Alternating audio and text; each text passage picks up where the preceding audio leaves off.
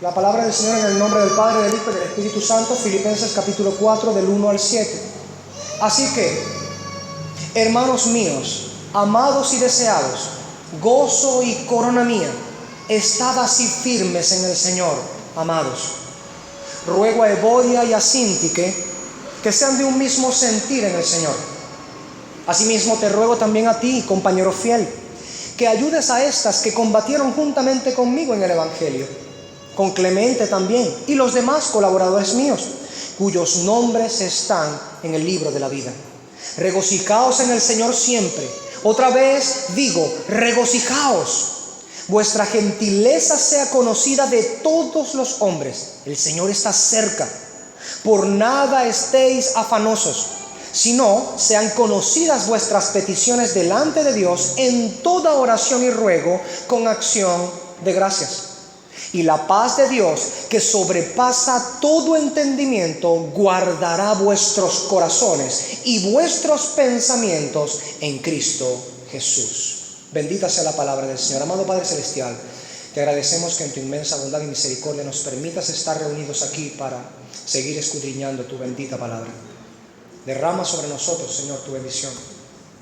Derrama entendimiento. Es una bendición que anhelamos. Entendimiento, discernimiento, ciencia, inteligencia espiritual, intuición de la sabiduría, sabiduría misma. Estas son bendiciones que anhelamos tener. Y está escrito allí, Señor, que aquel que esté falto de sabiduría la pida a ti, que tú la das abundantemente y sin reproche, pero que pidamos creyendo, no dudando. Creemos en ti, en tu poder, en que tú das abundantemente y sin reproche sabiduría a quien te la pide con fe. Te rogamos, porque estamos faltos de sabiduría. Danos, Señor, sabiduría. Imparte a nuestras almas sabiduría. Queremos, de manera figurativa, Señor, como dice el proverbio, queremos, Señor, gustar de los manjares que tu sabiduría ha preparado. Queremos beber del vino que ella ha mezclado. Queremos habitar en medio del templo cuyas columnas ella ha labrado. Queremos atender a la invitación de la sabiduría, a ir a tener comunión con ella. Queremos, Señor, queremos. Te rogamos que tu palabra sea expuesta para iluminación de nuestro entendimiento, para crecimiento de nuestras almas, de nuestras vidas, para humillación de nuestros corazones y para servicio de tu santo nombre. Y que sobre todas las cosas la predicación de la palabra sea para tu gloria. Porque ninguna de las cosas anteriores pedidas, Señor, a ti pueden realmente suceder así si primero no es para gloria y honra de tu nombre. Porque nada que te deshonre puede traer verdadera edificación a tu pueblo. Así que pedimos, por sobre todas las cosas, que esta predicación te honre y te glorifique. Y en segundo lugar, Señor, te pedimos, después de haber pedido un corazón para poder atender a tus preceptos, pedimos por este miserable predicador, un mendigo que habla a otros mendigos. Te ruego, Señor, que me permitas caminar rectamente delante de la exposición de tu palabra. Aléjame, Señor, de las invenciones de los hombres, que pueda centrarme en lo que tu palabra verdaderamente dice y sacar y escarbar y sacar de ella riquezas de sabiduría para tu pueblo, Señor. Permíteme ser un siervo fiel. Permíteme, Señor, poder dar alimento a tu casa de una manera que te glorifique a ti y pueda edificar a las almas, nutrir las almas. Que puedan salir con entendimiento de tu voluntad, que puedan salir estimulados, que puedan salir exhortados, reprendidos incluso si es necesario. Pero te ruego, Padre, que yo pueda cumplir con mi santo deber de una manera de la cual no tenga yo que arrepentirme en el fin de mis días. Ayúdame a predicar, Señor, con sinceridad, con arrojo, con fervor, como si fuera mi último día. Pero también ayúdame a predicar este sermón como si nuevamente me lo estuviera predicando a mí mismo. Te pido estas cosas, Señor, para que unidos como un cuerpo, tú bendigas nuestra unión, nuestra coinonía el día de hoy, con tu bendita y santa palabra debe ser predicada en medio nuestro. Habla a tu pueblo, Señor.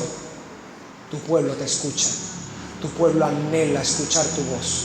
Háblanos por medio de tu palabra e ilumínanos, porque la exposición de tus palabras nos alumbra. En Cristo Jesús es nuestro ruego a ti, amado Padre Celestial. Amén. Pueden sentarse, mis hermanos.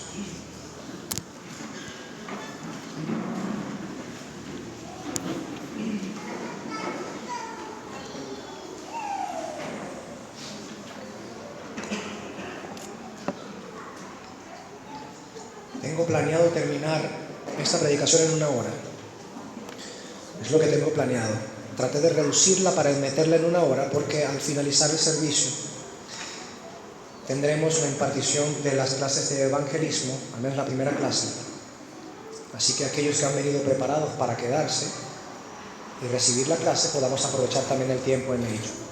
Así que hoy vamos a tener muy buenas tandas de palabra tras palabra, tras palabra, tras palabra del Señor. A quien anhela crecer en el conocimiento y la gracia del Señor, esto le será, por supuesto, de utilidad. Bien, vamos a la palabra del Señor. Filipenses capítulo 4. ¿Qué tenemos aquí? Con el texto que nosotros hemos acabado de leer, y más propiamente con el primer texto, el versículo 1 del capítulo 4, Pablo básicamente está concluyendo sus enseñanzas doctrinales, sus apologías y refutaciones que ha venido haciendo a lo largo de toda la carta. Recordemos que lo último que estuvimos viendo era cómo el apóstol Pablo hablaba claramente y muy fervientemente contra los sensuales, contra su comportamiento desmedido, licencioso hacia el pecado. Confesaban fe, pero vivían como meros carnales, cuyo Dios es el vientre, son enemigos de la cruz de Cristo, piensan solamente en lo terrenal, su gloria, su vergüenza, todas esas descripciones que ya hemos, con cuidado, detallado, estudiado en la palabra del Señor. Entonces, ¿qué es lo que sucede aquí? Con este primer versículo, Pablo está concluyendo toda la serie de refutaciones, apologías y exposiciones doctrinales que tienen en los capítulos anteriores.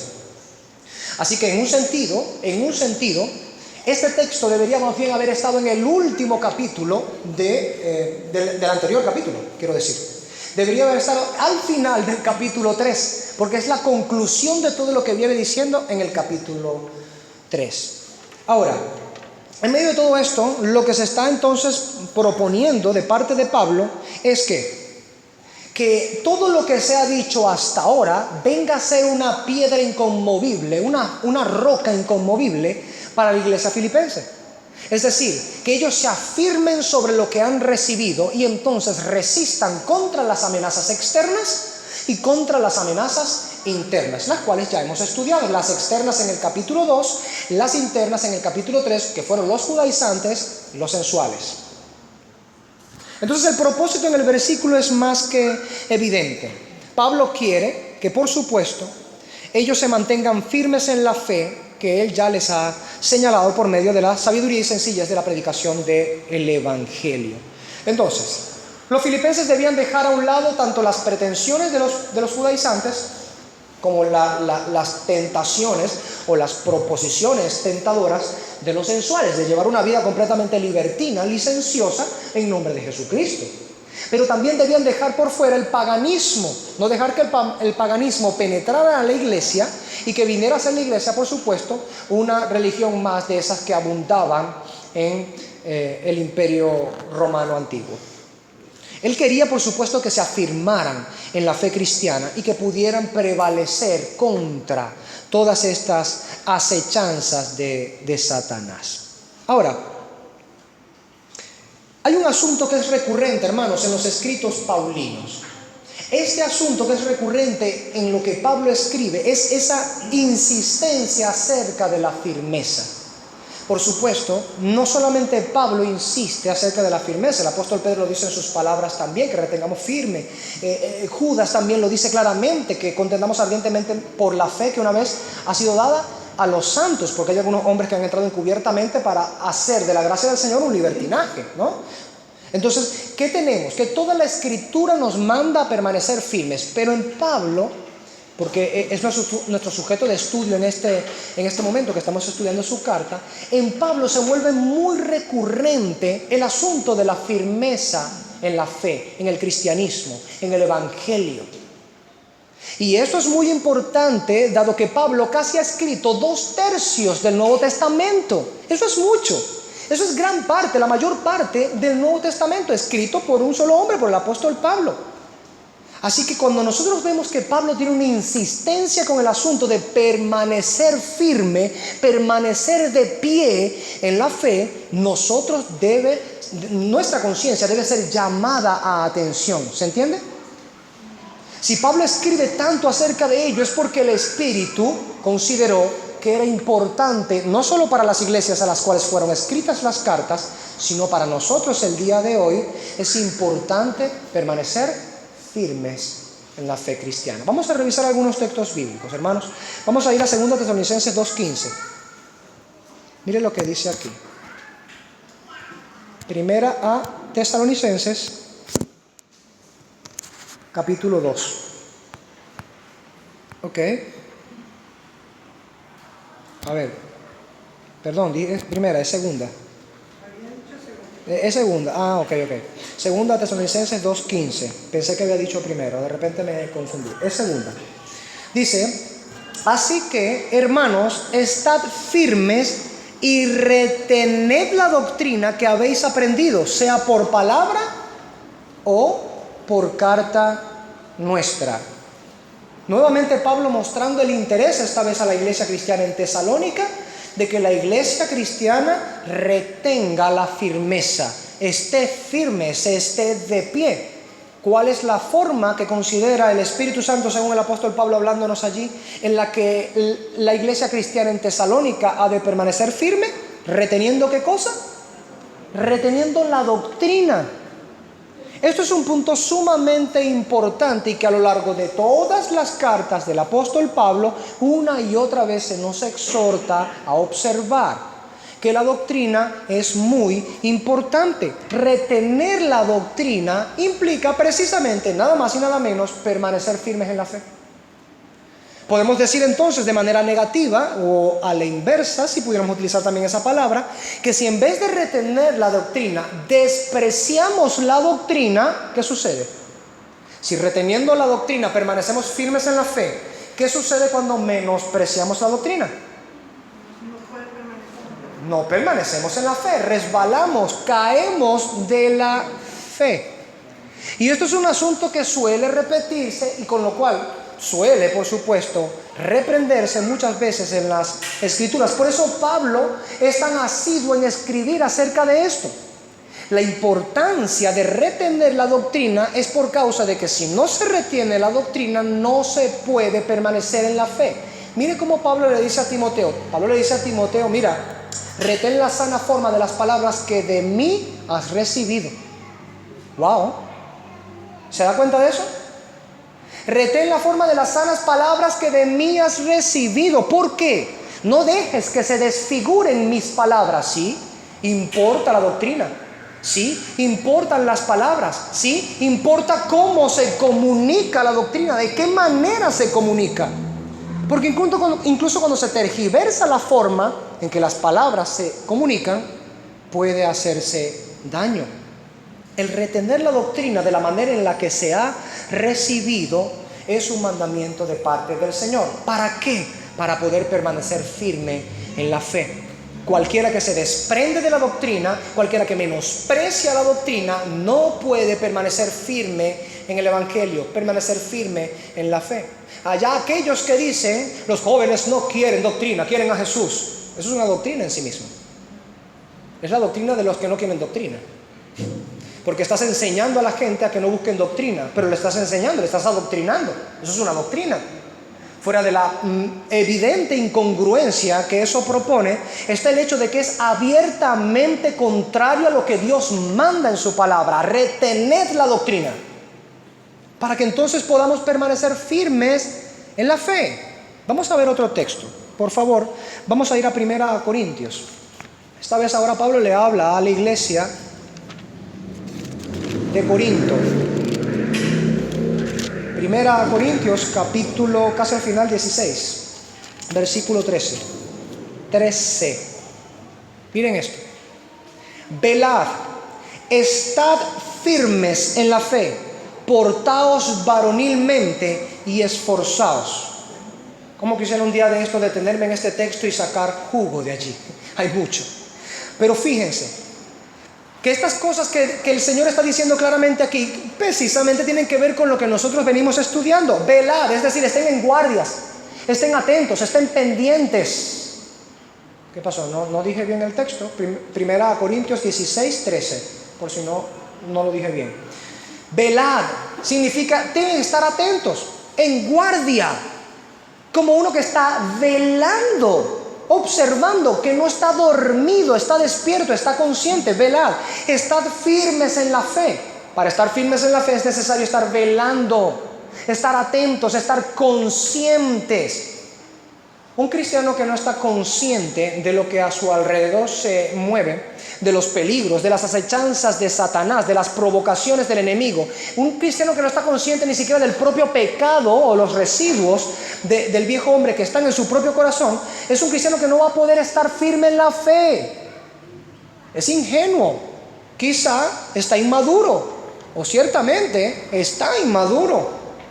Debe madurar, debe conocerse a sí mismo, debe saber cuán pecaminoso es su corazón, cuán perverso y engañoso, como dice Jeremías 17. Así entonces, estar firmes en la fe, portados varonilmente y esforzados, nos muestra todo un panorama al cual el apóstol Pablo está llevando a la iglesia en Corinto. La firmeza en la fe requiere esfuerzo. La firmeza en la fe requiere esfuerzo. Entonces tenemos, primero, que la firmeza en la fe requiere retener la doctrina, ¿cierto? Ya lo leímos. Segundo, leemos que estar firmes requiere también esfuerzo, esforzarse en ello. No es una tarea para debiluchos, no es una tarea para gente inconsecuente, que no pueden mantener consecuentemente lo que es el deber. No es para gente que no es comprometida o que es irresponsable. Es para gente que se esfuerza. Aquellos que permanecen firmes en la fe están siendo llevados por el poder de Dios a retener la doctrina y a esforzarse en ella. Un siguiente texto que pudiéramos ver para alentar nuestro corazón a entender esto está en Gálatas 5. Gálatas capítulo 5, versículo 1. Miremos esta belleza, hermanos. Dice: estad pues firmes en la libertad con que Cristo nos hizo libres, y no estéis otra vez sujetos al yugo de esclavitud. Pausa allí. Sabemos, por supuesto, por el contexto, que Pablo se refiere con yugo de esclavitud a la doctrina judaizante que estaba azotando a la iglesia cristiana en Galacia. Pero eso no es lo único que puede resultar un yugo de esclavitud. Extraigamos el principio de ello para aplicarlo en nuestra vida hoy. Hay muchísimos yugos doctrinales de esclavitud el día de hoy también. El Espíritu dice a las iglesias cristianas: no os hagáis esclavos de los hombres, pues a precio de sangre habéis sido comprados. Hay hombres que arrebatan las conciencias de otros hombres, las cauterizan, se enseñorean de ellos y llevan a los hombres a claudicar.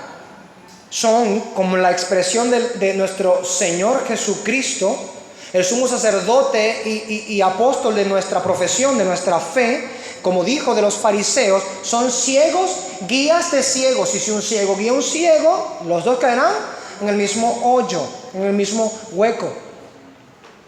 Entonces ciegan a los hombres. Jesucristo decía de los fariseos que ellos recorrían mar y tierra. Vaya que eran vigorosos. Vaya que ellos trabajaban en retener también lo que habían aprendido. Mire, que son cosas que Dios nos manda a nosotros y que los fariseos lo hacían, pero hay una distinción en la forma en la que los fariseos lo hacían y cómo la iglesia lo debe hacer. ¿Se da cuenta? Y aunque recorrían mar y tierra vigorosamente, Cristo les dice: recorre mar y tierra para ser un prosélito. ¿Qué hacen con él cuando lo consiguen? Lo hacen 2 veces más hijo del diablo que ustedes y merecedor del infierno. Sí, esas son palabras de los amorosos labios de nuestro Señor Jesucristo. ¿Sí? Hay gente que arroja yugo de esclavitud sobre la conciencia de las personas. Pero estar firmes en la fe implica caminar en la libertad que Cristo nos ha mandado. Libertad, no anarquía. No es hacer lo que a mí me venga en gana porque yo soy libre en Cristo. Y entonces después de que hago lo que a mí me da en gana, canto libre, Cristo me hizo libre, y voy por ahí por el camino como cual necio que se dirige a su propia destrucción y no lo sabe. como el ave en el suelo, que no se percata del peligro hasta que la saeta ha traspasado su corazón. No. La libertad de Cristo no es para utilizar la gracia del Señor como ocasión para libertinaje, sino para someternos a los preceptos de Cristo. Eso es ser libre. Eso es ser libre, estar sometido a Cristo, sí. Una de esas tantas paradojas del cristianismo. Estar sometido a Cristo es ser verdaderamente libre. Pero ser libres de hacer nuestro pecado es ser esclavo del pecado. La paradoja del cristianismo. Una de las tantas paradojas. Entonces, ¿qué es lo que vemos del apóstol Pablo aquí? Que estar firme requiere también un buen entendimiento de la libertad con la que Cristo nos ha liberado, con la cual Él nos ha bendecido, esa libertad con la cual Él nos ha favorecido, y entonces no someternos al yugo de esclavitud de mandamientos de hombres. Estad firmes en la fe. ¿Qué quiere decir eso? Vamos nuevamente a la inversa. Si alguien entonces va de aquí para allá, como expone el apóstol también, en todo viento de doctrina, arrastrado como las olas del mar, de aquí para allá, por palabras y tradiciones de hombres, ¿qué termina siendo la persona? ¿Un firme en la fe o uno que claudica en la fe? ¿Se da cuenta? Cuán importante es, por supuesto, no someternos a ningún yugo doctrinal de esclavitud que por supuesto no tenga su fundamento la palabra del Señor. Por último, vamos a ir a Hebreos. Ciertamente pudiéramos extraer muchísimas otras características, pero no podríamos terminar ni los primeros 3 versículos entonces. Vamos a seguir, Hebreos 10:23. Mire lo que la palabra del Señor nos muestra aquí. Mantengamos firme, sin fluctuar, la profesión de nuestra esperanza, porque fiel es el que prometió. El apóstol Pablo, escribiendo a los hebreos, les dice claramente: mira, Dios nos ha dado grandes promesas en Cristo Jesús, y Cristo es el garante de este pacto que se nos ha dado y en el cual nosotros somos favorecidos por la gracia del Señor. Pero hay algo que debe suceder. Nosotros tenemos que mantener firme y sin fluctuar la profesión de nuestra esperanza. ¿Qué significa fluctuar? ¿Alguna vez lo había escuchado esa palabra? Fluctuar significa algo que fluctúa, es algo que varía, que es inestable, que es cambiante. Algo que fluctúa es algo que sube, baja, va para el lado, para allá, no está estable. Entonces, algo que fluctúa es algo completamente contrario a algo que está firme. El que está firme en la fe no fluctúa. El que fluctúa no está firme en la fe. Y como veíamos anteriormente, muchas veces vamos a encontrar a gente fluctuando en la profesión de la esperanza porque está sujetos a yugos doctrinales de esclavitud, que no es la palabra del Señor, y van de aquí para allá como ola que arrebata cualquier viento de doctrina. Por artificio, por supuesto, como dice el apóstol Pablo, de hombres que con astucia emplean las artimañas del error. Ahora, ¿qué es lo que nos quiere decir también la Escritura en este contexto? ¿Por qué es tan importante permanecer firme? Porque no son los fluctuantes los que terminarán heredando el reino de los cielos. ¿Cómo podrían? ¿Cómo podrían?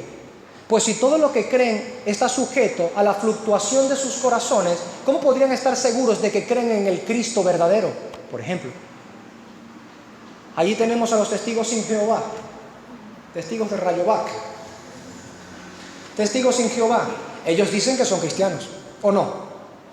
Ellos dicen que obedecen a Dios. Es más, dicen que son testigos del Señor. ¿Usted cree que por decir eso, ellos ya van al reino de los cielos? ¿Por qué sabemos nosotros que ellos no irán al reino de los cielos? ¿Por qué? Porque nosotros sabemos que ellos han cambiado la doctrina del Evangelio. Podemos empezar, por ejemplo, con decir que aunque dicen que creen en Cristo, ellos niegan que Jesucristo sea Dios. ¿Se da cuenta? Niegan que el Espíritu Santo es una persona divina. No solamente niegan que sea Dios, niegan que sea una persona divina. Dicen que es como la electricidad, le llaman una fuerza activa. Entonces, un Cristo que no es lo que la Biblia dice que es, ¿puede salvarles en el día final? No. Eso lo vemos porque estamos viendo el caso de los testigos sin Jehová. O si vamos a los mormones, por supuesto, nos decimos, no, tampoco. ¿Por qué? No, porque dice que Dios estaba por allá en una estrella distante llamada Kolob, donde Él procreaba con ciertas, doncellas espirituales, con las cuales procreando mandó los espíritus a poblar la tierra.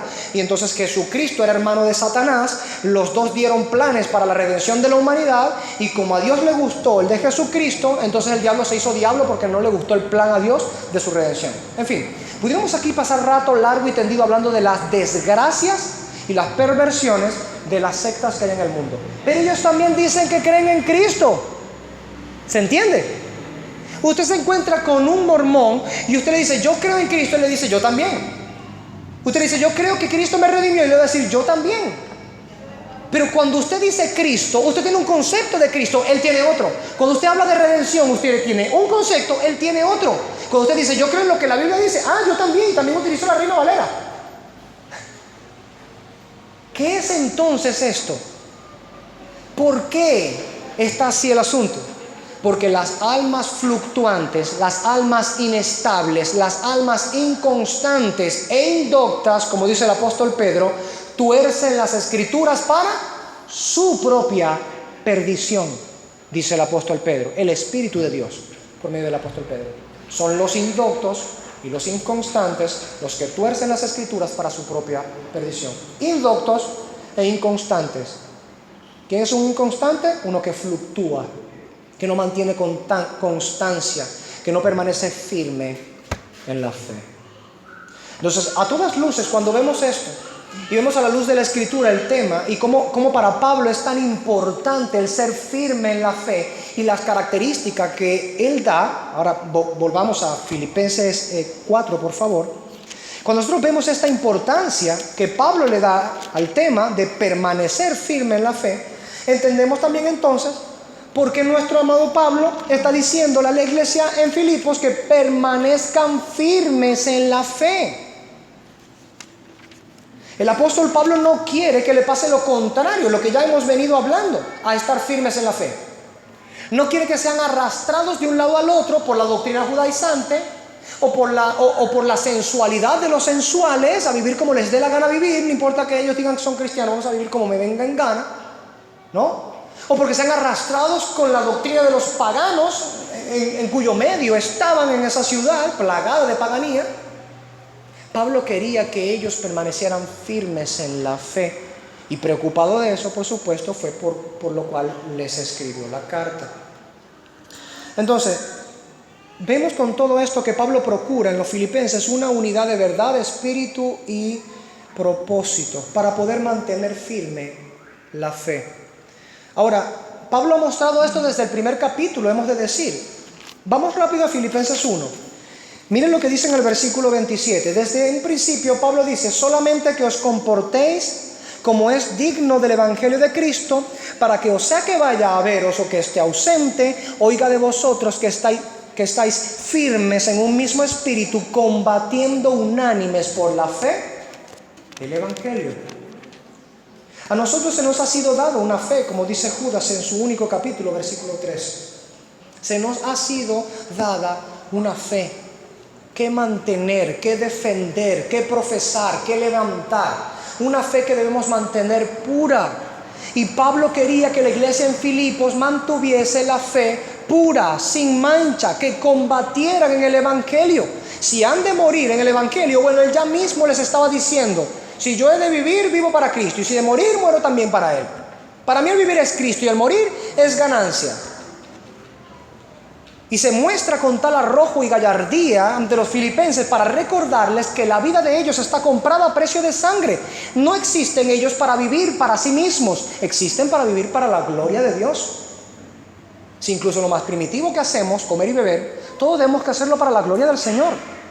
¿Cuánto más el resto de nuestra vida? Entonces el apóstol Pablo lo que manda, y de manera enérgica en este primer texto, es que estén firmes en el Señor, unánimes, combatiendo en el evangelio. Que no se dejen arrastrar por los judaizantes, que no se dejen arrastrar por los sensuales que estaban dentro de la iglesia, y que no se dejen arrastrar por los paganos, los que estaban fuera de la iglesia. ni por lo que arrastran afuera, ni por lo que arrastran adentro. Firmes en la fe de Jesucristo, firmes en el Señor. Esta es la unidad que verdaderamente vale delante de los ojos de Dios. Una unidad que tiene como base o fundamento la verdad divina, que es la palabra del Señor, es de un mismo espíritu o un mismo sentir, froneo, el vocablo que ya estudiamos en el pasado, y por supuesto de un mismo propósito, caminan hacia un mismo lado. No es que uno camina hacia allá y el otro camina hacia allá, y entonces no, estamos unidos, sí, uno para allá y otro para allá. Eso no es unión. Se parece a una novela, que no lo voy a nombrar ahorita. Entonces Pablo lo que hace es mandarlo de manera muy enérgica. Estad firmes en el Señor. De hecho, permítame ampliarle un poco el entendimiento de esta expresión del apóstol Pablo. Esta expresión del apóstol Pablo implicaba un uso militar en su tiempo, por supuesto. Un uso militar. Digamos que en un sentido pudiera ser traspolado a nuestro tiempo y en la jerga militar de nuestro tiempo es como cuando al dormitorio de un pelotón llega un superior, inmediatamente el primero que se da cuenta que ha llegado un superior, ¡oído! Todo el mundo en donde estén parados firmes, de una vez. De una vez. En otros lugares también dicen, ¡atención! Todo el mundo, mira, estés haciendo lo que estés haciendo, llega un superior, no te interesa qué estás haciendo. Si estabas orinando, lo cortas y te paras firme de una vez, ya está. Te estabas bañando, tiras el jabón y te paras firme de una vez. Estabas doblando tu ropa, tiras la ropa del suelo y te paras firme de una vez, ya está. Inmóvil, incólume, cualquiera que se mueva es un desacato a la orden, ¿se entiende? Eso es lo que sucede, por supuesto, en el área militar, esto en el presente. En el pasado era algo similar. De repente no con la estructura del día de hoy, pero era algo similar. Precisamente la expresión estad firmes requería de las personas que entendían, de los soldados que entendían esto, que estaban en la batalla, que no había que retroceder, que había que mantener la raya, que había que mantener la lucha, la guerra. No, si hemos de morir, el que viene atrás me releva y sobre mi cuerpo se mantiene firme. Eso es lo que significa estar firmes. Y es básicamente lo que Pablo está haciendo, un llamado urgente a la iglesia. Estad firmes en el Señor. Se requiere permanencia, constancia, por supuesto firmeza en lo que es el santo deber de la iglesia. Pablo les anuncia la manera en la que deben permanecer firmes también. Él les dice, estad así firmes en el Señor. ¿Qué significa estar así firmes al Señor? Bien, este vocablo hace referencia a algo que va precedente o procedente a lo que se está expresando. En este contexto, por supuesto, es lo precedente, lo que se dijo anteriormente. Pablo ya le ha dado instrucciones para bregar contra las cosas que están sucediendo dentro de la iglesia y contra las que están sucediendo fuera de la iglesia.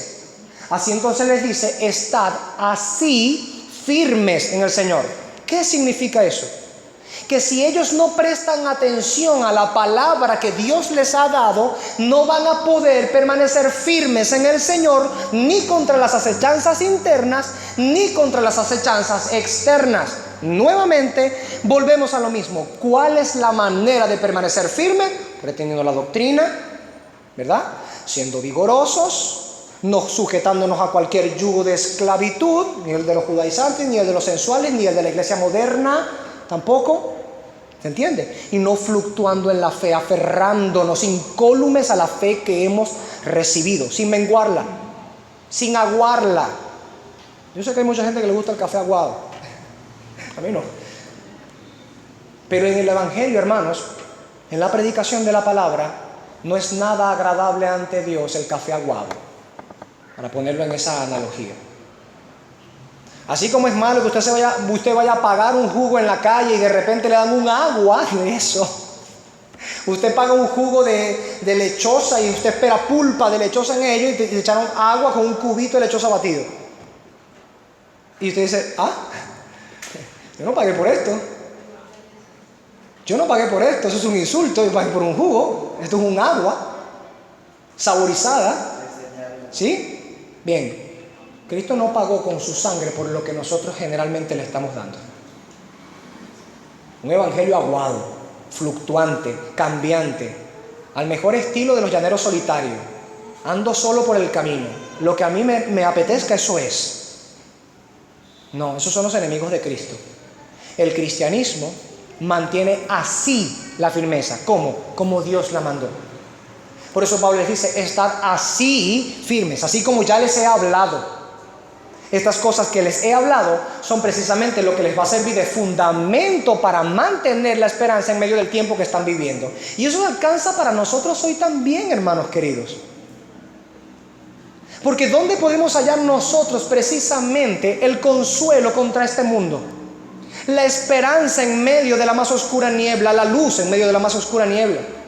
¿Cómo hacemos nosotros para verdaderamente mantener la firmeza de la fe y negarnos al pecado? La palabra del Señor.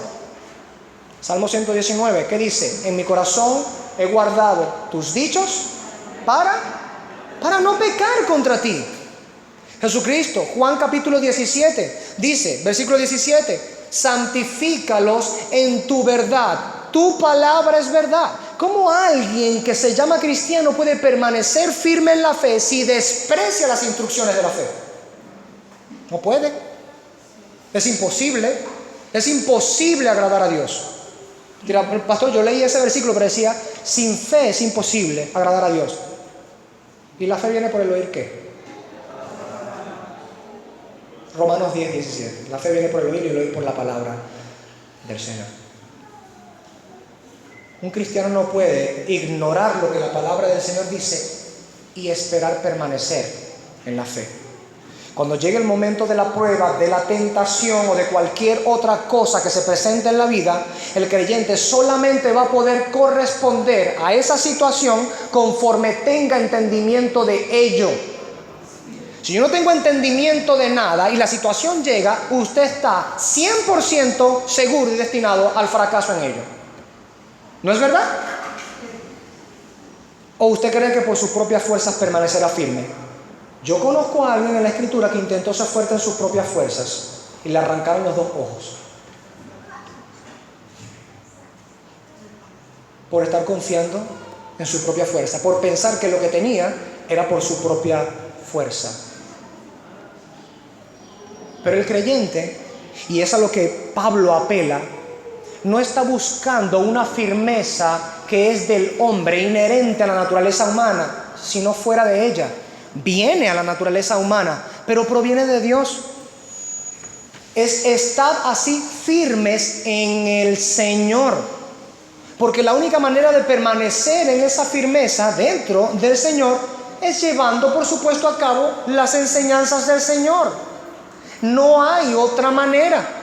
Un creyente que descuida las instrucciones del Señor para su vida, llevará su vida al fracaso, aunque profese cristiandad, aunque se haya bautizado. ¿Estaba bautizado Judas o no? ¿Profesaba fe Judas o no? ¿Había escuchado la palabra Judas o no? Hombre, si no hay mejor forma de escuchar la palabra en vivo y en directo, Dios en carne predicándola. Él tuvo una oportunidad que ustedes no tuvieron. Ustedes están escuchando a este mamotreto que está aquí.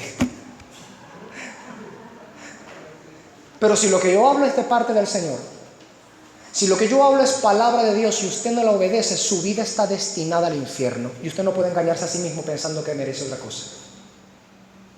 Su fe va a fluctuar, su camino se va a torcer. Usted no tendrá esfuerzo para nada en el ámbito del Señor. Usted, cual ola, será arrastrada de un lado al otro por cualquier viento de doctrina, por estratagema de hombres que utilizan las artimañas del error con suficiente astucia para que usted no pueda ni siquiera darse cuenta. Eso es lo que sucede cuando la palabra de Dios es desechada y no obedecida. No hay fe que mantener, no hay fe que defender. Cuando no hay palabra, no hay ninguna fe. La fe se coloca sobre lo que Dios dice, no sobre lo que yo quiera creer. Esa no es la fe bíblica. Bien. Ahora, un segundo punto que notamos, volvamos a Filipenses 4.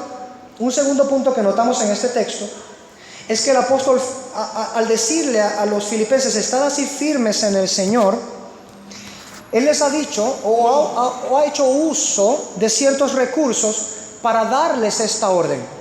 Aun cuando es enérgica la orden, y aun cuando pudiera sonar en la mente de ellos como una remembranza del uso habitual en las batallas, los soldados, acerca de estar firmes, de permanecer firmes en la lucha, Pablo adorna su imperativo con estas palabras. Fíjense, así que, hermanos míos, amados, deseados, gozo, corona mía, estad así firmes en el Señor. Y vuelve a coronar, amados. Es hermoso. Es hermoso. ¿Por qué? Notamos que su orden va acompañada. Siendo que la autoridad de Pablo es apostólica, porque Cristo mismo en persona se le entregó, y él podía haber dado un imperativo desnudo y absoluto: manténganse firmes en la fe. Ya está, san se acabó, decimos en coloquio. Es poder y autoridad apostólica absoluta. Esténse firmes en la fe y ya está. Sin balbuceo, sin estar: Pablo, es que tú no entiendes. No, silencio. Esténse firmes en la fe, es la orden y ya.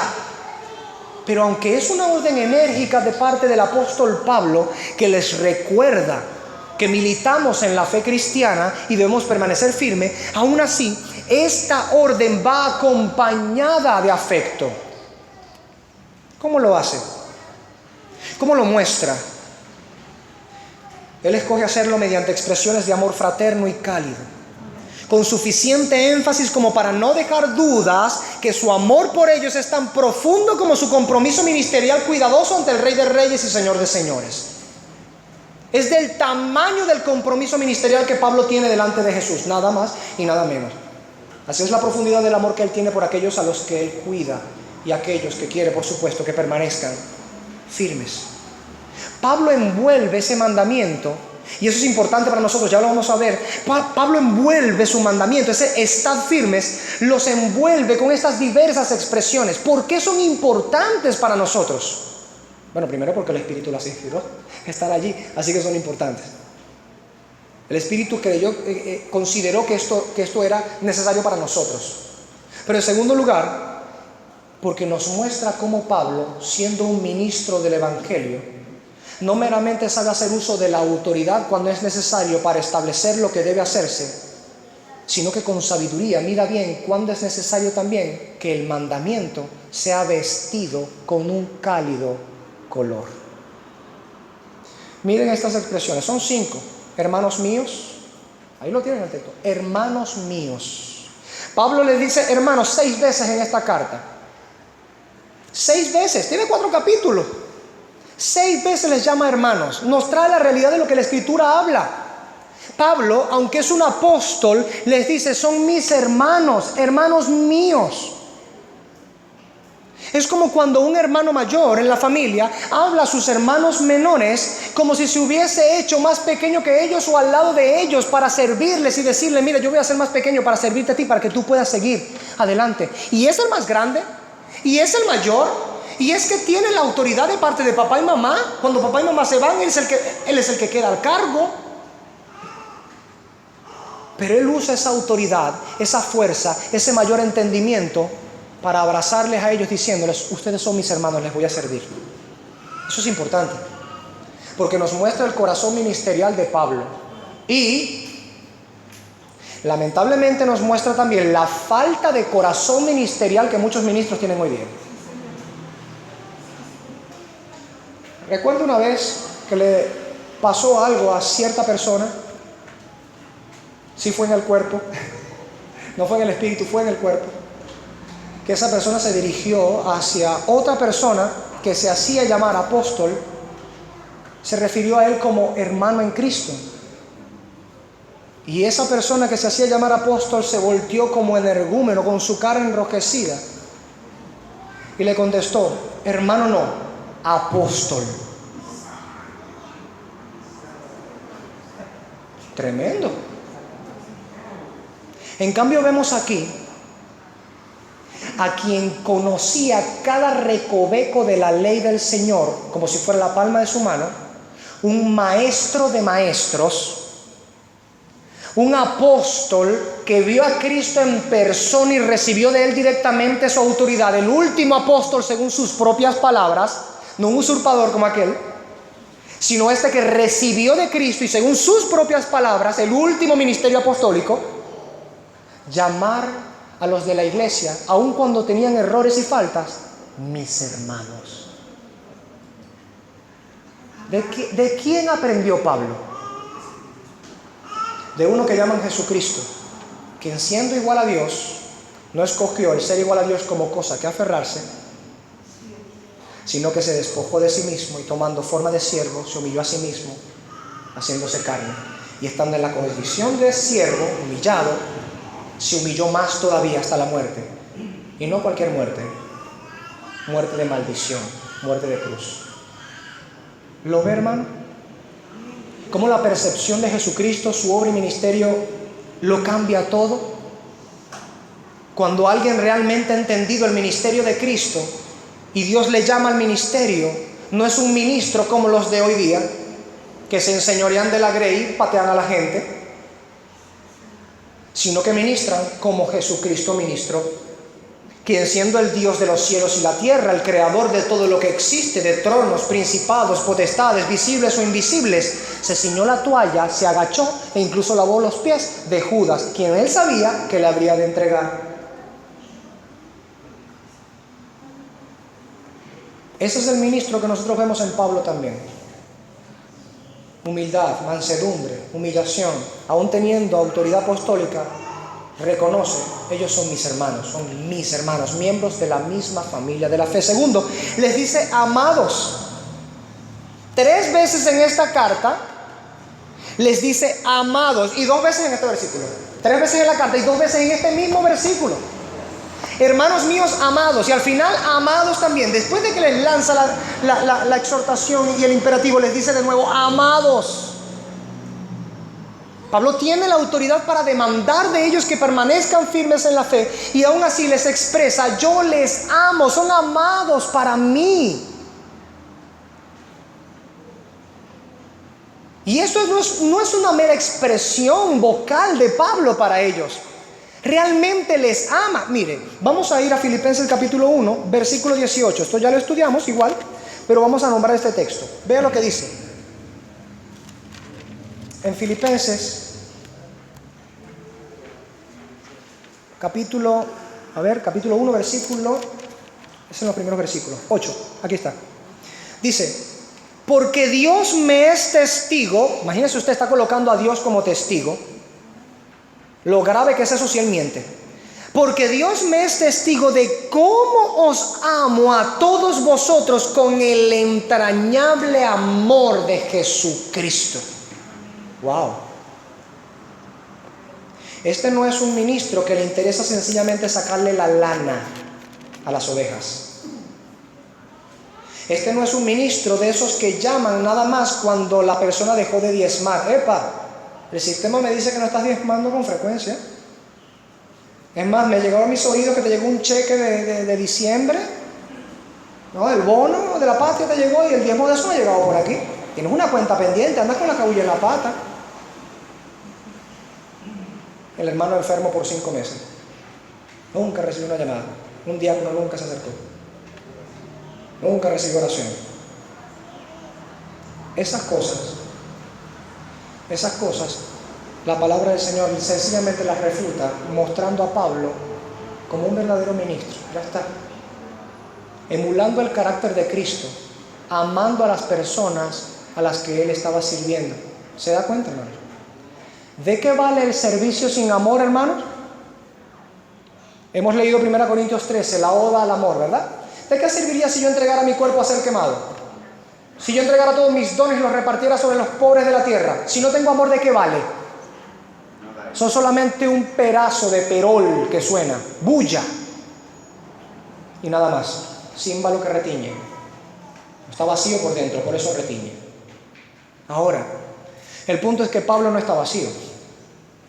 Pablo ama a aquellos a quienes él sirve. Tercero, les llama deseados. Y eso es importante, hermano. ¿Sabe por qué? Porque este vocablo, cuando estaba estudiando este pasaje, me llamó la atención algo. En griego hay ciertos vocablos que cuando son escritos por un autor una sola vez en una obra, se les llaman apax. Y este vocablo precisamente es un apax. ¿Qué significa eso? Que sucede una sola vez en toda la carta. Pero además de esto, sucede una sola vez en todo el Nuevo Testamento. Es una palabra interesante, pero lo que no podemos detenernos un poco más para ver la complejidad de esta palabra y todo lo que encierra, significa añorados, anhelados e intensamente deseados.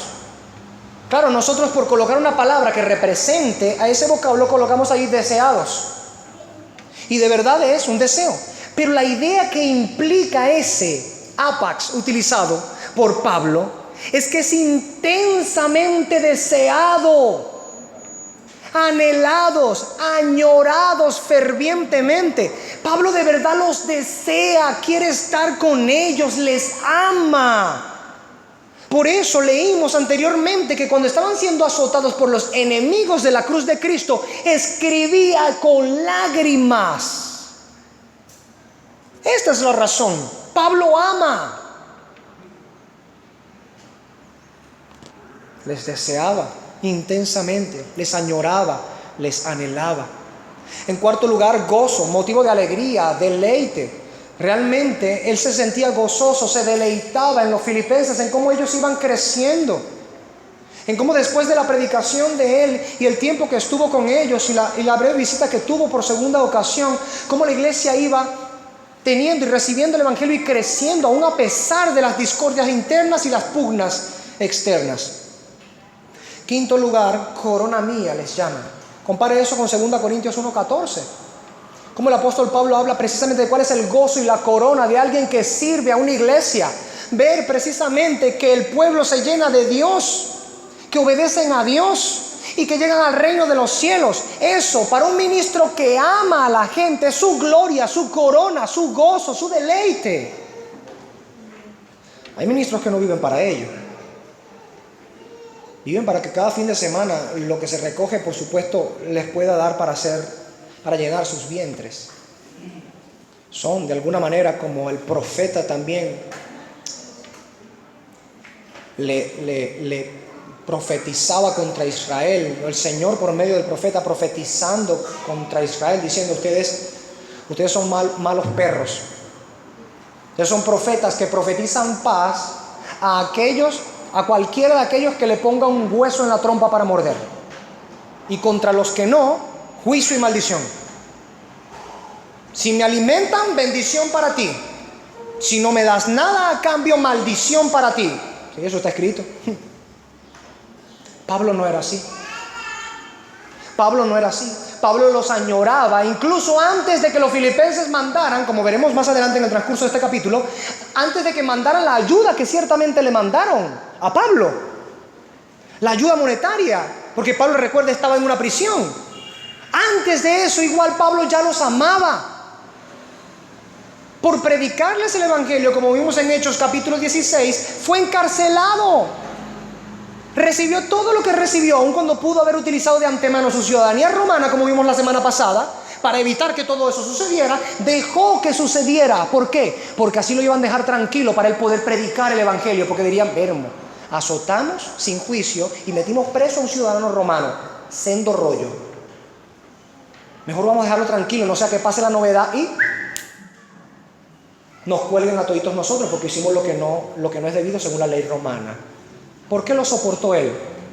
Primeramente por amor a Cristo, y segundo, por amor de las almas. Pues al salir de allí fue y se reunió con los hermanos feliz.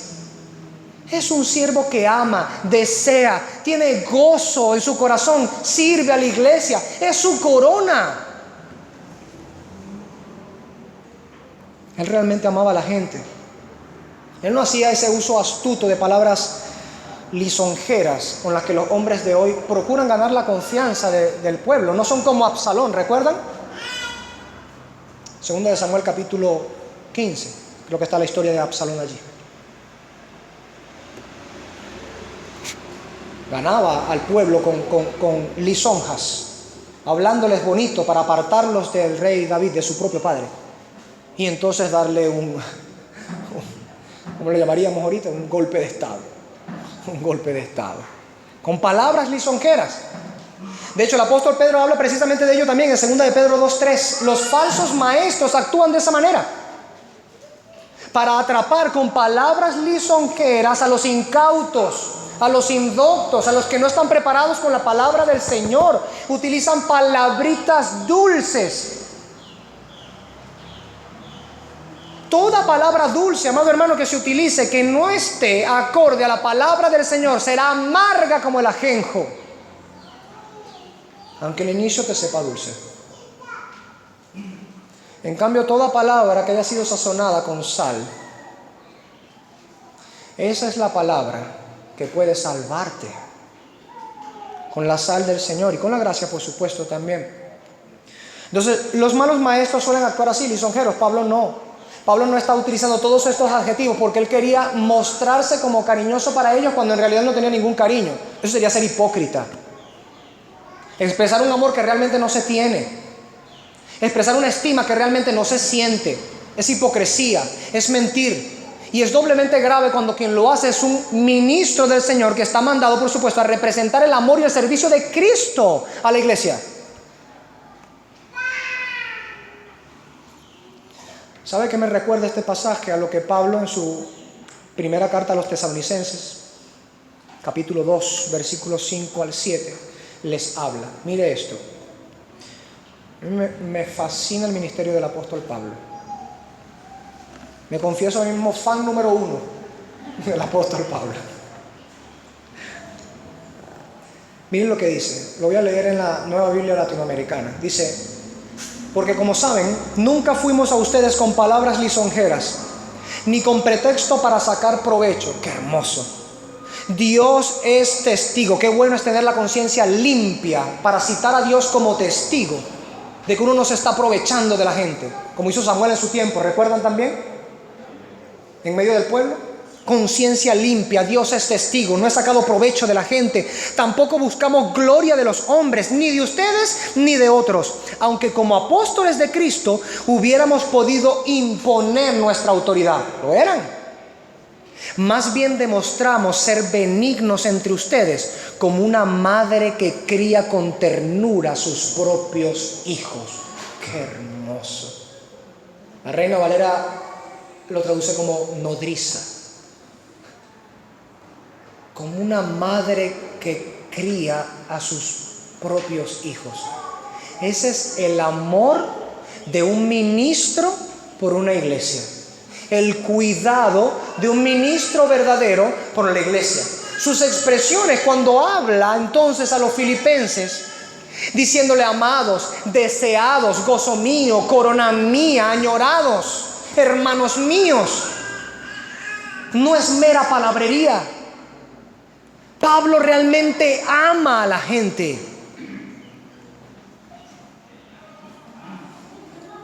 Contrario a los filósofos griegos que amaban la retórica y el hablar bien, aunque estuvieran hablando falsedades, Pablo ama a la gente. Pablo no amaba la retórica, aunque bien preparado estaba. Ahora, un breve paréntesis en ello, porque es importante resaltarlo para nuestro tiempo, viendo todo esto que Pablo hace y dice aquí. Hay una diferencia sustancial entre amar y enseñar. Ojo con esto, oído al tambor. Hay una diferencia sustancial entre amar, enseñar y amar a la gente a la que se enseña. En un sentido, el meramente amar, enseñar es amar verse y oírse a uno mismo enseñando, respondiendo preguntas. Pero amar a la gente es hacer genuinamente nuestros sus dolores o alegrías. Como dice Romanos 12:15, ¿cierto?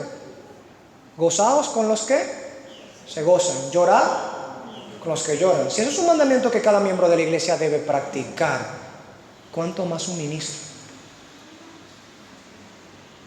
Cuando un ministro en medio de su congregación hay quien llora y él no hace suyo ese dolor, cuando no son las lágrimas de ese miembro dolido, las lágrimas de ese ministro, algo anda mal allí.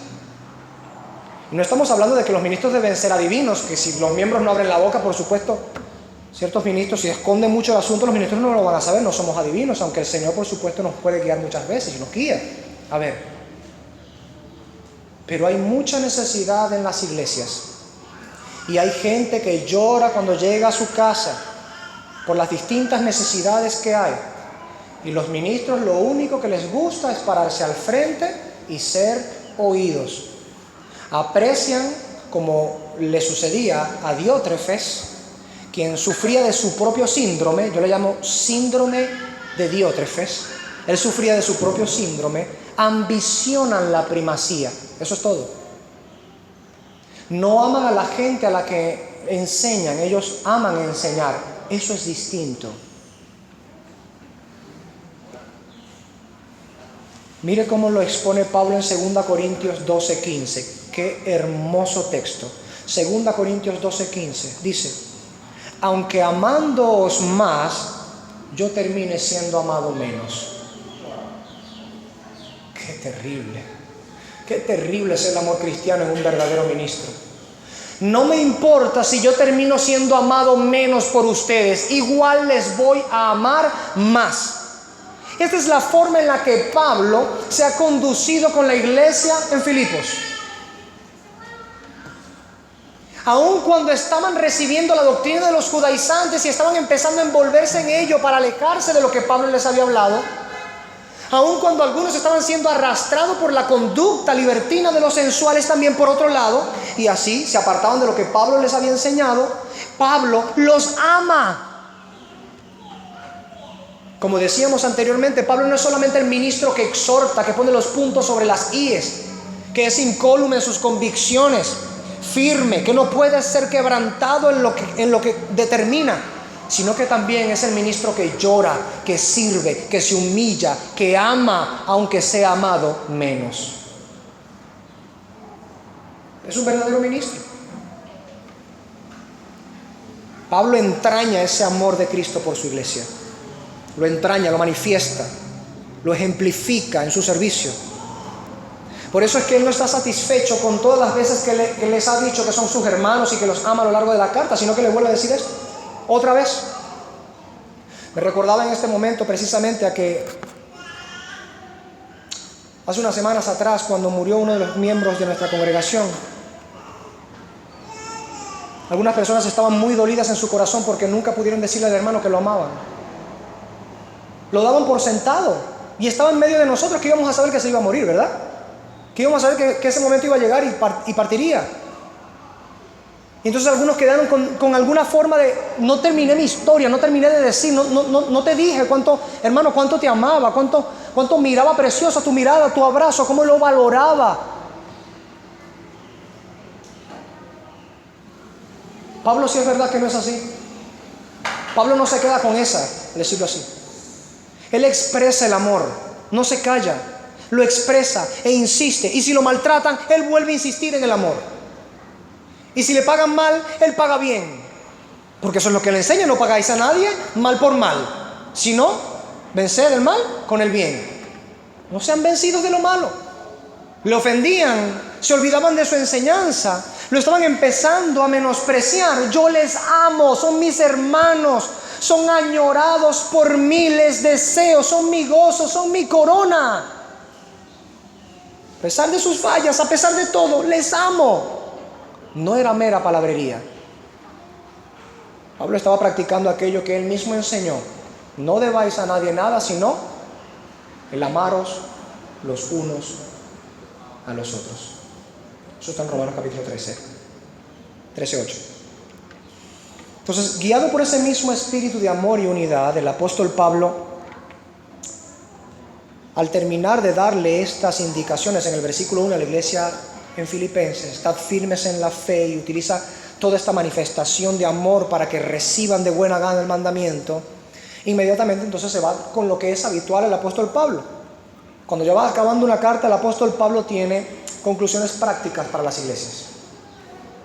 Porque un ministro que meramente le gusta hablar retóricamente o bonito y no tiene nada práctico que decir a la iglesia o que deducir de aquello que he enseñado, para que las almas no queden meramente en el filosofar del saber, sino también llevarlo a la práctica, cómo obedezco esto que he escuchado, Pablo, como buen ministro, pasa siempre a los consejos prácticos, generalmente al final de su carta. Por supuesto, todo lo que su carta él habla de doctrinas, apologías, refutaciones del error, todo eso se puede sacar un jugo práctico. Claro que sí. Pero el apóstol Pablo tiene tanto cuidado, y aquí vemos nuevamente una mirada de lo que es verdaderamente un ministerio, que se da cuenta, por supuesto, dónde están algunas fallas y las atiende en particular. Habla generalmente acerca de la doctrina que compete a toda la iglesia, las refutaciones de los puntos doctrinales que deben ser refutados, las apologías de las doctrinas que deben ser defendidas. Pero cuando hay un asunto en medio, no lo deja sin resolver. No es que les predica el evangelio, les predica la palabra, qué bonito estuvo la predicación, pero hay un rollo encendido entre 3 miembros de la iglesia y él no se da por entendido. Ellos que resuelvan, porque mi tarea es predicar. Versículo 2 le dice: ruego a Evodia y a Síntique que sean de un mismo sentir en el Señor. Permítame decirle varias cosas acerca de Evodia y Síntique. No tenemos ninguna otra información en la Escritura acerca de estas dos mujeres. Hay algunas especulaciones de que cada nombre representa una facción de cristianos dentro de Filipos, lo cual no es para nada congruente con el resto del pasaje. Y además es mera especulación, no hay nada en el contexto que nos facilite ese entendimiento. Así que no basaremos nuestro entendimiento, ni lo que hemos de deducir a la práctica, de especulaciones. Pero ¿qué cosas podemos saber de Evodia y Síntique que sí vemos aquí? Hay algunas conclusiones, implícitas por supuesto, que podemos sacar de estas cosas, que lo vemos allí. Por ejemplo, que Evodia y Síntique probablemente ambas estuvieron entre las predicaciones del apóstol Pablo desde que se inició la iglesia en Filipos, en Hechos capítulo 16, versículo 13. Vamos a ir allá rapidito, vamos a rememorarlo. Hechos 16, 13. 16:13 dice: y un día de reposo salimos fuera de la puerta. Eso es cuando salieron, por supuesto, de Neápolis a Filipos. Y un día de reposo salimos fuera de la puerta, junto al río donde solía hacerse la oración, y sentándonos hablamos a las mujeres que se habían reunido. Mujeres que se habían reunido allí. Y el apóstol Pablo no encontró un grupo de hombres entregados a la labor de santificar y cabezas de hogar y sacerdotes. No, encontró un grupo de mujeres. Y la primera creyente de la primera iglesia cristiana, de la primera ciudad de Europa en convertirse, fue una mujer también, Lidia, la vendedora de púrpura. ¿Y cómo sirvió a la causa del evangelio Lidia, por cierto? Así que hay algo muy importante aquí. Vemos cómo la palabra del Señor en este contexto valora a la mujer. ¿Cuánto nos muestra cómo valora el Señor a la mujer en las Escrituras?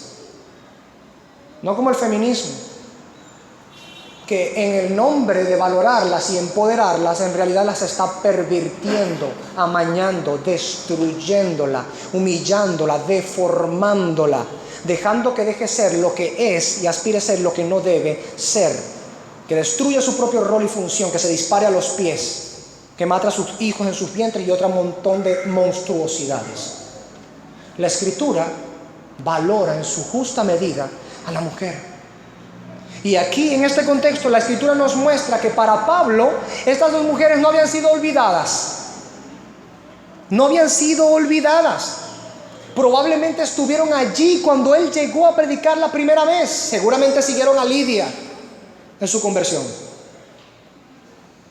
y ayudaron al reino, nos dice el resto del pasaje. Vamos a volver a Filipenses 4. Otra cosa que podemos ver, un segundo punto que podemos ver claramente en las Escrituras, es que tenían algún problema o disensión entre ellas. Eso es obvio, porque si les está diciendo les ruego que se pongan en un mismo sentir, es porque no estaban en un mismo sentir, tenían algún pleito, alguna disensión, alguna pugna entre ellas dos.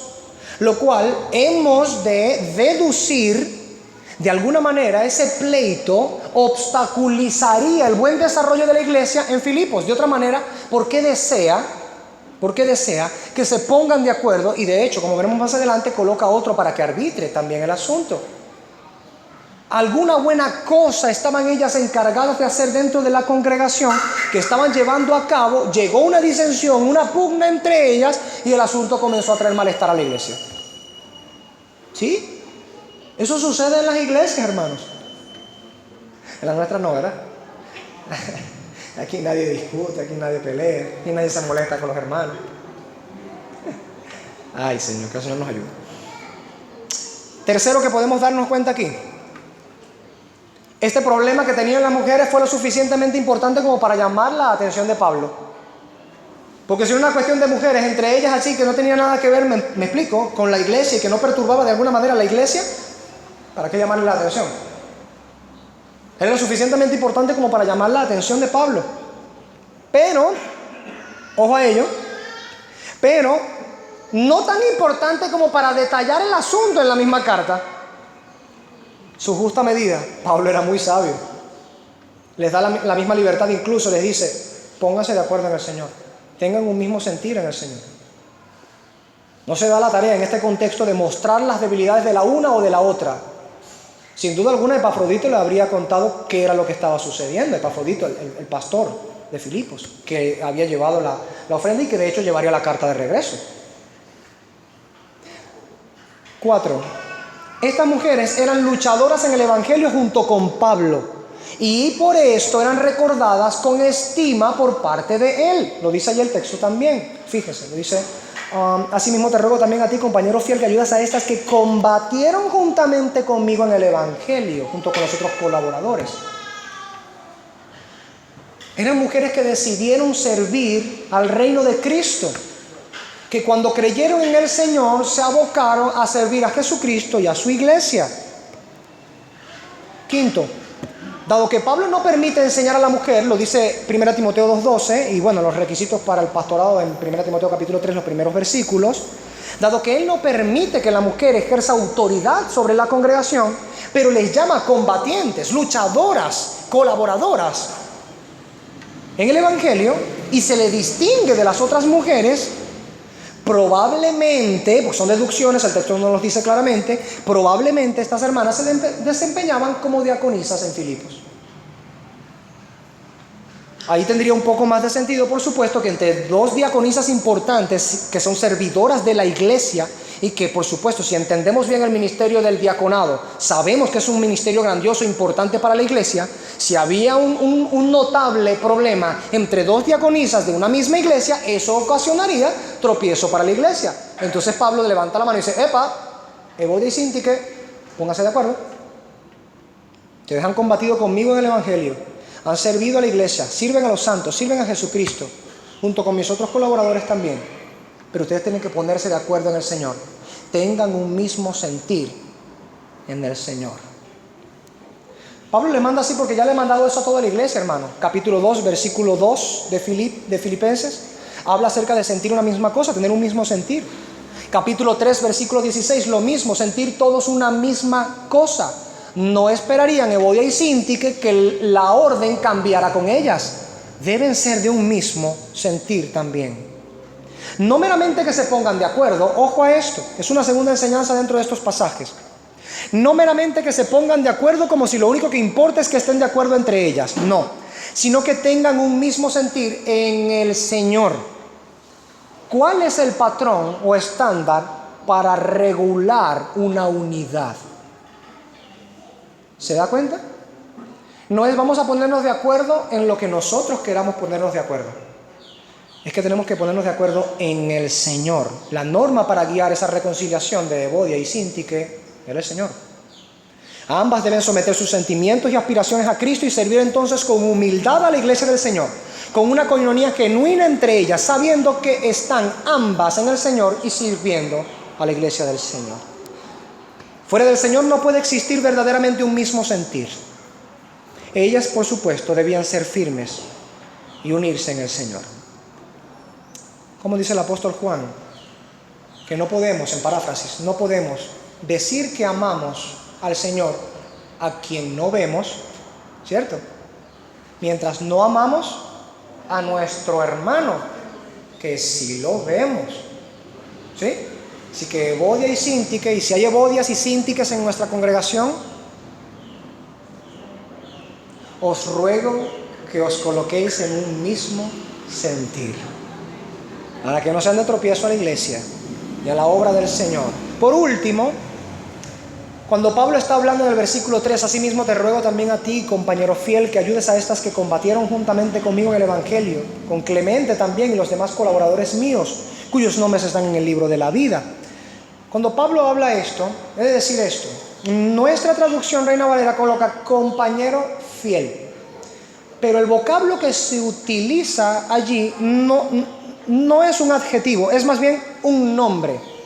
De hecho, el nombre Súnsugos significa bajo un mismo yugo, como aquel que trabaja bajo un mismo yugo. Compañero es una buena traducción de ello, pero es una traducción, es un nombre. Pablo se está dirigiendo a una persona en Filipos. Probablemente, por supuesto, alguien que compartía el liderazgo con Epafrodito también en la congregación en Filipos, alguien que tenía un buen testimonio, buena sabiduría, buena mediación, buen juicio, al cual poder encargarle que arbitrara en medio de Evodia y Síntique. Eso es importante. Le ruega que interceda entre Evodia y Síntique, que arbitre entre esa disyuntiva. ¿Para qué? Para asegurar la reconciliación. Ese asunto parece bastante razonable y muy habitual en Pablo, que cuando está ausente de un asunto y hay un problema allí, siempre encarga a alguien competente para realizar la tarea y asegurarse que se llevó a cabo. ¿Cierto o falso? Habían asuntos desordenados en Éfeso y en Creta. ¿Qué hizo? Timoteo, Tito, vayan. Faltan órdenes en aquellas iglesias. Hay que ordenar ciertos ancianos allá, están en desorden todavía. ¿Me explico? Vayan. Esto aquí, esto allá, esto así, esto asado.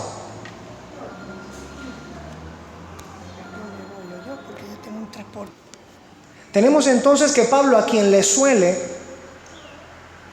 importar la condición interna de las iglesias y que ve que hay un problema interno en la iglesia que puede desembocar, por supuesto, en un problema mayor, le encarga a alguien competente que arbitre en la situación para que entonces se pueda reconciliar las dos hermanas y la iglesia pueda tener paz entre ellas también. ¿Qué podría estar pasando allí? No tenemos ni idea. No deberíamos especular en ello tampoco. Quizá uno pudiera decir, bueno, que de repente una de ellas estaba siendo arrastrada por la doctrina judaizante y la otra estaba siendo arrastrada por la doctrina de los sensuales. Pero eso es mera especulación. Y por la forma en la que Pablo conversa de ellas, describe de ellas, no creo que realmente el problema fuera que ellas se estuvieran apartando de la fe. Querían seguir sirviendo al Señor, querían mantener firme la fe, pero había un desacuerdo entre ellas y eso causaba problemas a la congregación. Allí vemos cuán importante es ser de un mismo sentir, hablar todos una misma cosa. En nuestro tiempo, y en palabras sencillas y llanas, tener una misma confesión. No que cada cual crea lo que quiera creer y aquí vamos juntos como hermanos. Cada cual creyendo lo que quiere creer. Pablo dice en Romanos 12:18 que es nuestro deber estar en paz con todos en cuanto nos es posible estar en paz con todos. Deberían entonces ellas también buscar la paz. Además también nos enseña el apóstol Pablo con esto, y toda la escritura también, que nosotros debemos estar prestos a someternos de buena gana y en humildad a aquellos que son puestos para arbitrar los asuntos en la congregación. Eso es importante. Lo vemos allí de parte del apóstol Pablo. Pablo no puede estar haciendo mal. Si está guiado por el Espíritu Santo, no está haciendo mal. Pero hay personas que no reciben la ayuda ni quieren la disciplina. Y si, por ejemplo, se dedica a alguien, mira, esta persona va a administrar o a arbitrar tu situación con el otro hermano, entonces no lo quieren. No quieren eso, quieren hacerlo por su propia forma, aun cuando no lo han podido resolver, sino que han agravado el problema, por ejemplo. Esto nos muestra un aspecto práctico de la iglesia, como venimos diciendo, y el interés de Pablo porque los aspectos prácticos puedan ser resueltos. Pablo ama a la iglesia, realmente ama a la iglesia. Por último, no solo se interesa por el buen orden y la salud de la asamblea del Señor, sino que él culmina el texto hablando acerca de que aquellos que son sus compatriotas en el Señor, sus luchadores compañeros, incluyendo Evodi y Cíntica, que tenían ese tremendo parampampán allí, dice que ellos están inscritos en el libro de la vida. Esto es hermoso. ¿Por qué? La palabra del Señor habitualmente utiliza la expresión libro de la vida para describir cómo Dios tiene conciencia de aquellos que son elegidos para salvación por Él. Es tan sencillo como eso. No significa, por supuesto, que si Dios no los anota se les olvida, o que si de repente se le olvidó anotarlo, entonces no llega al cielo. No. Es una expresión para figurar precisamente lo que significa que Dios tiene conciencia viva y plena de aquellos a quienes Él ha escogido para salvación y vida eterna. Y que así como alguien que lee algo que escribió lo tiene en conciencia, así Dios mismo, que lo sabe todo, tiene clara conciencia de aquellos que Dios ha llamado a la vida eterna, escritos en su libro para vida eterna. Esa frase sirve como una expresión, digamos, para mostrar cuánta seguridad hay que Dios dará la vida eterna que ha prometido a aquellos a quienes se les ha prometido por la fe en Cristo. Eso, por supuesto, como nuestro Señor Jesucristo nos dice en Lucas 10:20, debe causar gozo en nuestro corazón. Saber que por la fe en Cristo hemos sido escritos en el libro de la vida. Ahora, con todo esto, hermanos, y ya hemos terminado, póngase de pie, por favor. Con todo esto, hermanos, encontramos que lo que el Espíritu Santo inspiró al apóstol Pablo en este contexto nos guía a nosotros el día de hoy también. Nos enseña que nosotros los ministros, por ejemplo, esta carta ha sido siempre para mí palo y palo y palo y palo y palo. Esta carta nos enseña que nosotros los ministros tenemos un deber primeramente ante Dios y luego en servicio ante la iglesia. Que ciertamente tenemos autoridad de parte del Señor y la hemos de usar en los momentos en los que sea requerido. Pero la forma en la que utilizamos nuestra autoridad es importante también. Nos muestra la Escritura cómo con amor utilizaba Pablo la autoridad para reprender a sus hermanos. Fíjese cómo era distinto cuando hablaba, por ejemplo, de los judaizantes, ¿verdad? Malos obreros, perros, mutiladores del cuerpo. ¡Wow! Como Cristo cuando habla con los fariseos. Hipócritas, asesinos, hijos del diablo, nido de serpientes, etc. Y toda ofensa cuanto nuestro buen Señor dio contra ellos. Porque no es lo mismo hablar contra los maestros del error que hablar para restaurar, a corregir a aquellos que están siendo víctimas del error. Pablo ve a la iglesia precisamente como esto, están sufriendo por causa de los errores de personas que perturban la paz, perturban la doctrina de la iglesia. Por eso habla con ese tono contra aquellos que enseñan de esa manera y habla con este otro tono a aquellos que son sus hermanos, que él, por supuesto, de alguna manera los parió en la fe cristiana. El Señor nos ayuda a ver esto, a cómo necesitamos un acuerdo dentro de la iglesia por todos, tener un mismo sentir, tanto en lo general, como hablamos en su momento acerca de regla y canon, ¿verdad? Una misma cosa cuando estamos estudiando ese versículo, como en lo particular también, Evodi y Cíntica, los miembros particulares de una congregación. Tener un mismo sentir, vamos a hacer una casa, vamos a hacer una obra, vamos a hacer un proyecto, vamos a hacer algo, tenemos una causa en común. Bien. El método debemos tenerlo en común también, vamos a ponernos de acuerdo, vamos a fijar las pautas, vamos a sentarnos aquí hasta que en el Espíritu del Señor tengamos comunión en este punto también, para que Satanás no gane ventaja sobre nosotros. Y evidentemente, por último, recordar que nuestro Señor ha prometido vida eterna a todos aquellos que tienen fe en Cristo Jesús. El libro de la vida está allí para recordarnos que el Señor ha amado desde la eternidad y dará como herencia vida eterna en el reino de los cielos a aquellos que creen en Jesucristo, para que seamos estimulados a mantener firmes la fe, a retener la doctrina, a no ser fluctuantes en la fe, a desechar el yugo de esclavitud de las tradiciones humanas, las que no tienen el fundamento bíblico, y entonces, por supuesto, servir a nuestro buen Señor con limpia conciencia, peleando contra Satanás y contra nuestro pecado. Amén, hermanos. Amado Padre Celestial, te agradecemos que en tu presencia nos hayas permitido estar recibiendo esta palabra. Te agradecemos porque ella es viva y eficaz y es más cortante que toda espada de doble filo. Ella penetra hasta partir el alma y el espíritu y discierne entre las intenciones y los pensamientos de nuestro corazón. No es suficiente, Señor, para nosotros. Queremos más, es verdad, queremos más. Pero queremos, Señor, meditar, razonar en lo que hasta ahora hemos recibido. No queremos embotarnos de todo el conocimiento que luego, más adelante, por nuestra poca obediencia, no queramos poner en práctica. Al contrario, queremos entender bien lo que debamos entender y entonces salir al ruedo a practicarlo. Porque tú lo mereces, tú eres digno. Porque la vida que nos diste a vivir no nos pertenece a nosotros, sino a ti. Hemos sido comprados a precio de sangre. Y si ya te pertenecíamos como criaturas, Señor, ¿cuánto más te pertenecemos ahora que nos has comprado a precio de sangre, redimiéndonos de la impiedad que antes era habitual para nosotros?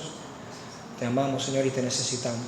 Que tu Espíritu, Señor, nos empodere para vivir una vida agradable a ti, como un sacrificio vivo, amándonos realmente y manifestando el amor entre nosotros, para no quedarnos cortos, Señor, para que cuando tú te lleves a alguno de nosotros en medio nuestro, cuando haya terminado su curso y nosotros no lo sepamos y sea arrebatado hacia ti, nosotros hayamos podido manifestar el amor en medio nuestro, no solo en palabras, sino en hechos y en verdad también. Te ruego estas cosas por nuestra iglesia, por nuestra amada iglesia. Perdona nuestras faltas. En Cristo Jesús ayúdanos a practicar el bien y tu palabra. Amén y amén.